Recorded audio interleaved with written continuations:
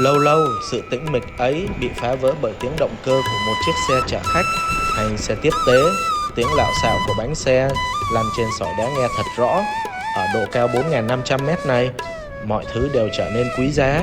Một chuyến xe chở hàng, một bóng đèn ấm áp, hay chỉ đơn giản là một cái vẫy tay chào của những người lính biên phòng.